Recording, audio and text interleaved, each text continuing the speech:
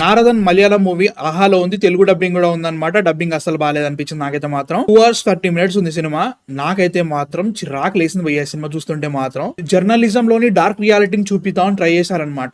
దాంట్లో కొన్ని పాయింట్స్ చాలా చాలా బాగా అనిపించినా గానీ ఆ పాయింట్ కి రావడానికి వాళ్ళు 1.5 hours తీసుకున్నారు. మెయిన్ పాయింట్ చెప్పడానికి వీళ్ళు పెట్టుకున్న ఆ సెటప్ ఎంత సేపు ఉంటది అంటే మాత్రం అమ్మ బాబాయ్ కానియండి రా బాబు అనే ఫీలింగ్ వస్తుంది అనమాట. ఒక్క కోర్ట్ రూమ్ డ్రామా తప్ప మిగతా అంతా కూడా ఓకే ఓకే అనే ఫీలింగ్ వచ్చినా గానీ ముఖ్యంగా సినిమాలో నాకు నచ్చిన విషయం ఏంటంటే టొవినో థామస్ పర్ఫార్మెన్స్. ఈ సినిమాలో ఆయన హీరో కాదు, ఖచ్చితంగా విలనే. ఆ పర్ఫార్మెన్స్ కూడా చాలా బాగుంటది. అండ్ ఆల్సో చాలా వరకు కూడా సినిమాలో ఉండే రిఫరెన్స్లు ఎగ్జాంపుల్స్ కూడా మన రియల్ లైఫ్ నుంచి తీసుకున్నట్టు అనిపిస్తుంది అనమాట. టీవీ యాంకర్లని అండ్ ఆల్సో జరిగిన న్యూస్ ని, యోయో రూమ్స్ అంటారు, అవన్నిటిని మనం చూస్తే మనకు అర్థమైపోతుంది అనమాట. ఈవెన్ టొవినో థామస్ ని ఒకటి లిఫ్ట్ లో కన్ఫరెంట్ చేస్తాను అనమాట వీడియో తీస్తూ. అది కూడా ఒక రియల్ లైఫ్ ఇన్సిడెంట్ జరిగింది అన్నట్టు. ప్రొసీడింగ్స్ అన్ని కూడా చాలా డల్ గా సాగుతాయి భయ్యా. అసలు ఏమి జరగనట్టు అనిపిస్తా ఉన్నమాట. చాలా ఫ్లాట్ గా వెళ్ళిపోతా ఉంటది. న్యూస్ ఛానల్స్ చాలా ఇంపార్టెంట్ న్యూస్ పట్టుకోవాలి అని ఫీలింగ్ క్రియేట్ చేస్తా ఉంటారు. కాకపోతే దాంట్లో వాళ్ళు ఇచ్చే న్యూస్ చూస్తుంటే మాత్రం అరే ఏంట్రా ఇది మరి చిన్నపిల్లల న్యూస్ చెప్తున్నారు అనే ఫీలింగ్ వస్తుంది అనమాట. అక్కడ జరిగే విషయాలు కూడా అంత వెయిట్ ఉండదు. ఇప్పుడు మళ్ళీ కంపారిజన్ చేయదు అంటారు కానీ రంగంలో కొన్ని సీన్స్ ఉంటాయి అనమాట. దాంట్లో వాళ్ళు రిపోర్ట్ చేసే విధానం చాలా బాగుంటది. ఇక్కడ జరిగిన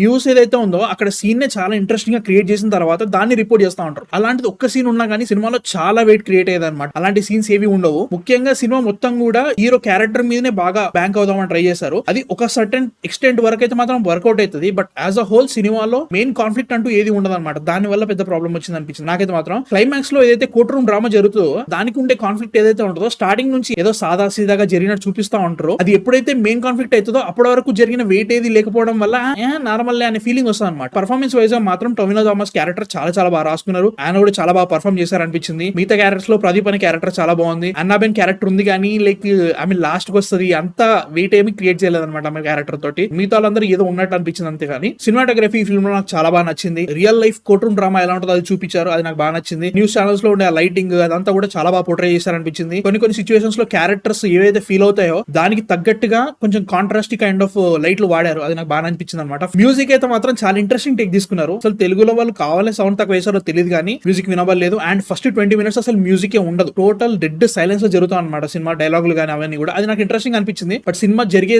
కొద్ది కూడా టెన్షన్ మిస్టరీ అయితే క్రియేట్ చేయలేకపోయింది మ్యూజిక్ అయితే.